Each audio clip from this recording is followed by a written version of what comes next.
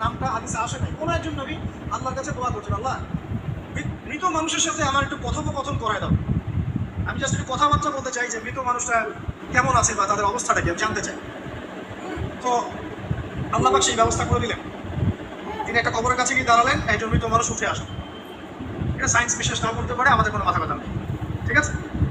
তো এবার তিনি তাকে জিজ্ঞাসা করছেন যে তুমি কেমন আছো, তুমি কেমন আছো, মুর্দাকে জিজ্ঞাসা করছেন। তিনি বলছেন আজকে থেকে প্রায় 500 বছর আগে আমার মৃত্যু হয়েছে। এই ব্যক্তি বলছেন আজকে থেকে প্রায় 500 বছর আগে আমার মৃত্যু হয়েছে, এখন পর্যন্ত আমার গা থেকে, আমার আত্মা থেকে মৌতের যন্ত্রণা দূর হয় নাই। লা ইলাহা ইল্লাল্লাহ। তো এই হচ্ছে অবস্থা। আমরা ব্যক্তিগত চিন্তাটা আগে করি, নিজের ফিকির, নিজের কবরের ফিকির, নিজের এলেম, নিজের আমল, নিজের পরিবার, নিজের রিজিক।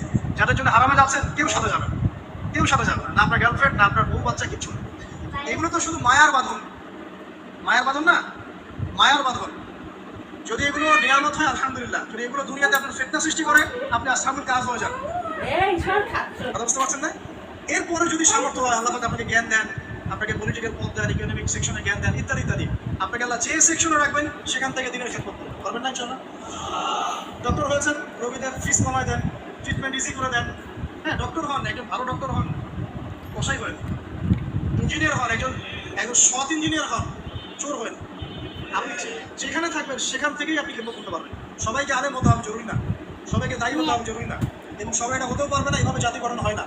আগে বলছি বিভিন্ন সেকশনে মানুষ আমাদের লাগবে, এবং প্রত্যেকটা সেকশনেই তাওহীদপন্থী ইমানদার মানুষ লাগবে।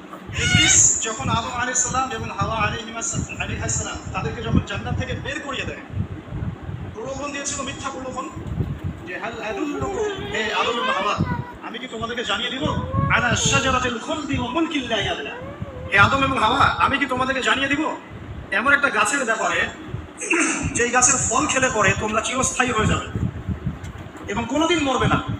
এই যে চিরস্থায়িত্বের টোপ আর অমরত্বের টোপ, এই দুইটা টোপ দিয়ে আমাদের পিতা মাতাকে ইবলিস জান্নাত থেকে বের করে দিয়েছে। এখন পৃথিবীতে যত মানুষ পথভ্রষ্ট হচ্ছি আমরা, আমাদের এই দুইটা খাসলতের কারণে। আমরা অমরত্ব আশা করছি, আমাদের চলাফেরা দেখলে মনে হয় আমরা মরবো, বড়কালীন কনসেপ্ট বাদ। একটা হচ্ছে চিরস্থায়িত্বের টোপ, ক্ষমতা, এই যে ক্ষমতার দাম।